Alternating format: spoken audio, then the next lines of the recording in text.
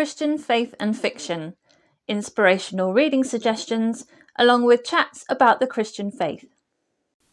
The following episode is an audio version of a video that I recorded for my YouTube channel, Christian Faith and Fiction. If you would like to watch the video rather than listen to the audio, you can do so by clicking the link in the show notes. Please do share your thoughts by commenting either on the video or on the relevant blog post, links in the show notes. Hi, it's Lou from Christian Faith and Fiction. I have a question for you. Do you like to make reading goals? I have a habit of making goals every January, end of December for the next year, and then not looking at them for the rest of the year and hoping that I've met them somehow subconsciously by the end of the year. So the goals for this year are going to be fairly short, but then I thought I would share with you the books on my bookshelves that I haven't yet read. So these is going to tie in with one of the goals as we're going along. So my goals, I've only got 3. First one is to read at least 40 books. I know that sounds not much to some people, maybe for some people it sounds like a lot, but I like to set mine at reasonable amounts that I don't put too much pressure on myself. So there's that one, and then I would like to read 6 to 12 non-fiction books next year. I am not so good at getting myself to read non-fiction, so I'm going to prioritise that. I have got some on my shelf, but I've also got eyeing up some audiobooks. I'm thinking maybe some books along the themes of prayer, because that's somewhere I'd like to grow. I've said it before in previous years, it's not my sort of, well, I've got room to grow in that area, I think. So maybe some books on prayer, and I'm going to look on audiobooks. If you've got any good suggestions of non-fiction, Christian non-fiction, or any interesting other non-fiction that you can recommend to me, I am not promising to read any of them, but I'd love to hear your suggestions because I'm looking for some. And then the third goal, it's going to be a really short video if it wasn't for all the rest of this video.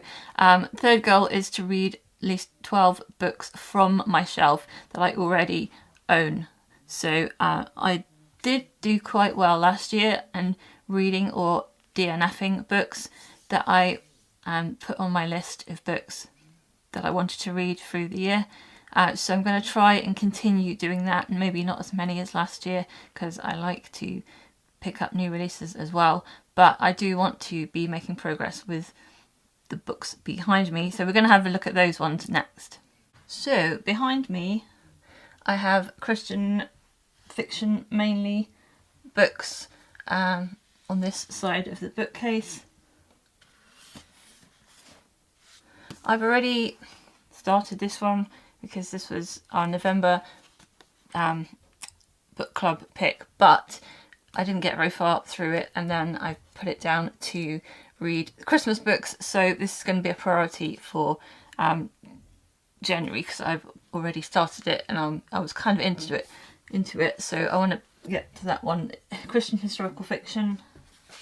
And then there are 3 of these compilation ones. This is A Season to Wed by Rachel Hawke, Cindy Kirk and Cheryl Wyatt. One of them was a December story. Then there's January and February as well. Then in the same sort of vein there is, that's the spring one, Toss the Bouquet by Ruth Logan Hearn, Amy Mateo and Janice Thompson, and Kiss the Bride, Melissa McClone, Robin Lee Hatcher and Catherine Springer. These are all novella collections of Christian fiction, I think, and they go throughout the year. I've already read the autumn ones of this, so I thought it would be fun to read one a month of these books throughout the year. And then new releases from 2023 that I haven't read yet. Cloak, Scarlet by Melanie Dickerson. I forget which number we're up to on the Derricott Tales. This is, I think, Little Red Riding Hood's retelling medieval one. A Beautiful Disguise by Roseanna M. White, the first book in the Imposters series, again historical Christian fiction with a private investigators, private spies sort of group. And then A Match in the Making by Jen Turano, the first book in the Matchmakers, Christian historical fiction, and it is set in Newport, Rhode Island, July 1st, 1888. That's where it starts. So yeah, I'd like to get to all of those ones. Definitely near the beginning of the year, those are my priority ones. And then some books I've had sat on my shelf for a while. I've got The Secret Life of Sarah Hollensbrook by Bethany Turner. This is obviously a used copy. You might not be able to see it, it's quite battered. But I think Christian contemporary romance, to do with a writer who used to write steamy romance and then became a Christian, and then there's a conflict of what to do next with that one. There's The Cul-de-Sac War by Melissa Ferguson. I think some of originally her books were Christian fiction, but then they became more clean fiction as it went on, but a romance, contemporary romance. I'm not sure where that one falls. And then Hometown Girl by Courtney Walsh, Christian contemporary romance, I think. Then I have The Hidden Flame by Davis Bunn and Janette Oak, and The Damascus Way.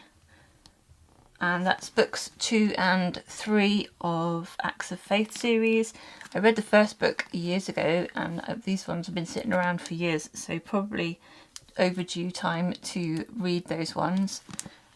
I also have in biblical fiction A Woman of Words by Angela Hunt. I bought this because I really like her writing style. I enjoyed in the past, but this is following actual characters from the Bible, and I'm not overly keen on that nowadays. So I went to DNF it at one. I went to give it away at one point, but then I was like, oh no, it looks really nice, nice book. Maybe I'll try it again. So I need to read it again, start reading it again to see whether it's going to be something I'm going to be okay. I'm going to want to read or not. I can't decide with that one, so I need to pick it up and see before I give it away again. I've also got Castle of Refuge by Melanie Dickerson. I think this is book 2 in the Derricott Tales. I missed this one out when I was going through reading them in order, so I need to get back and read that one. Then a couple of books that are Christian historical fiction, I think, that have been on my shelf for ages. This one is Shadowed by Grace by Cara C. Putman, and it is set during World War II, I think. I don't know hardly anything about it. It just says, I'll be seeing you in Italy. Story of Monument Men. So, yeah. And The Butterfly and the Violin by Kristy Cambron.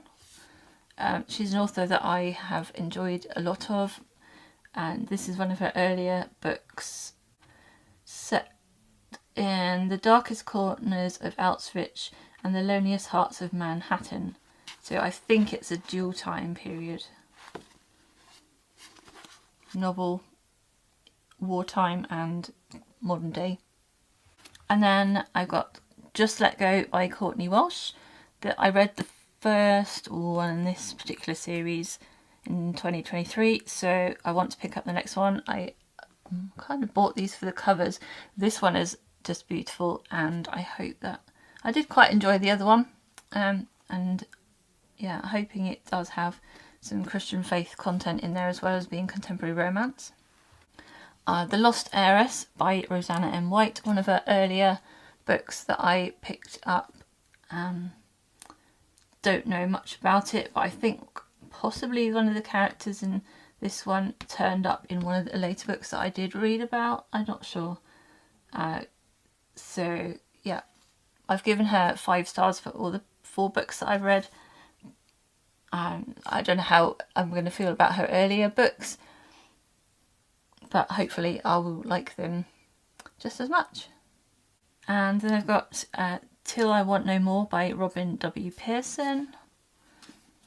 This is listed women's fiction, again a Christian fiction, a poignant debut that explores the faith of one African American family, a new voice in Southern inspirational fiction. So yeah, it's kind of out of my comfort zone a bit, that sort of genre of book. But yeah, I'd like to try out Robin's writing and see whether it's something I like. Beach Haven by T.I. Lowe. I picked this one up thinking it would be sort of a light contemporary romance, and I've heard since that this one's got quite a lot of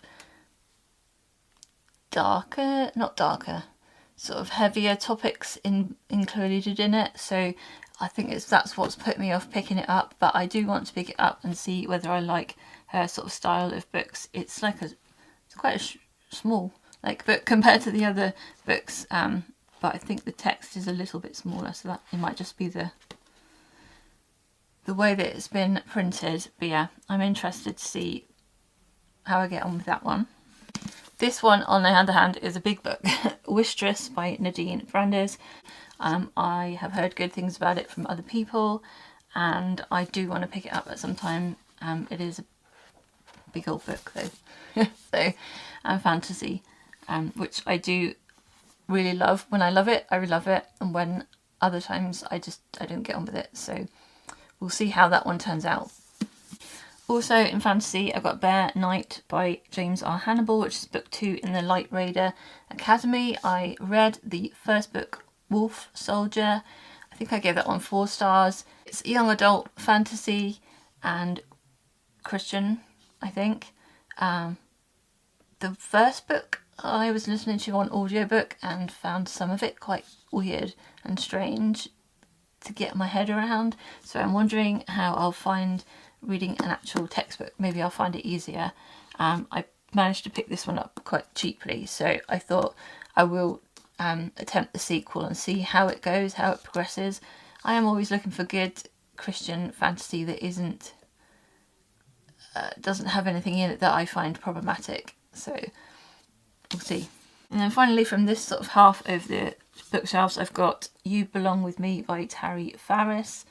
This is, I think, book 1 in the Restoring Heritage series. I read one of the later books, a Christmas one from this series, a Christmas novella, and I enjoyed that one. It's contemporary romance. I think it's Christian,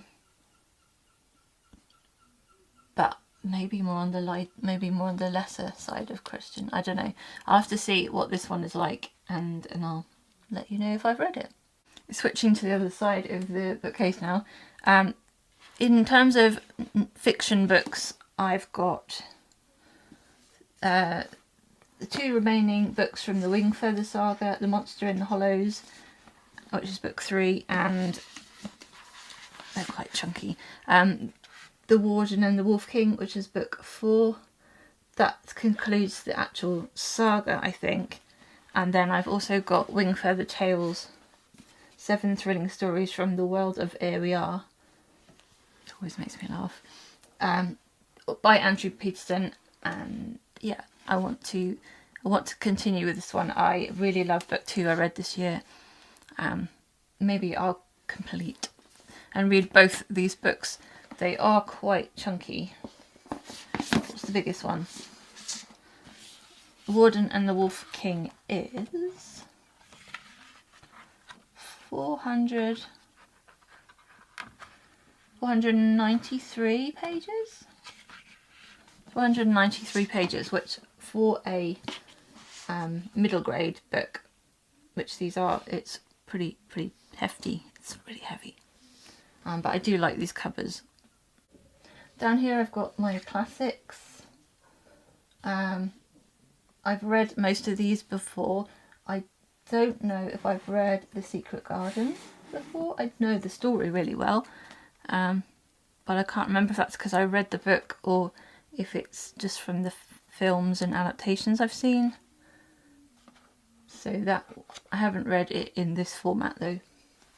And another one I definitely haven't read is Anne of Green Gables by Ellen Montgomery, and I like this book cover, but again, this version, it looks very chunky. It sort of is intimidating. 444 pages. Yeah, I don't know whether it's going to be something I'll pick up this year, but I've got it there when I feel like I'm in the mood for reading something like that. Finally, we've got non-fiction books. So I have picked up 2 commentaries on Philippians. I've been reading, studying the book of Matthew. Next, I'm going to pick up Philippians. So I've got the New International Biblical Commentary on Philippians by F.F. Bruce, and The Message of Philippians by Alec Mortier. These are 2 series which I have been getting on with quite well. They are slightly academic, but from a position of faith. So far anyway, the ones I've read from Matthew, they were very helpful. I didn't agree with everything in them, but they were still coming from a position of believing the Bible and not completely dismissing it, which a lot of academic commentaries can be. So yeah, I hope these will be in the same sort of vein as that and encourage my faith rather than be a battle reading them. I've got several C.S. Lewis books. I've got like a box set here, and some of them I haven't read yet. So I haven't read The Great Divorce or Miracles, Surprised by Joy or The Four Loves. I've so far had a hit and miss with C.S. Lewis non-fiction. Some of it I enjoyed and felt helpful. Some of it I found too abstract and philosophical. So we will see where those books fall in that spectrum. If you've read any of those books and can tell me what their sort of style is like, then please do tell me in the comments. I'd like to hear your opinions before I pick them up. I've got The Early Church from the Beginnings to 461 by W.H.C. Friend.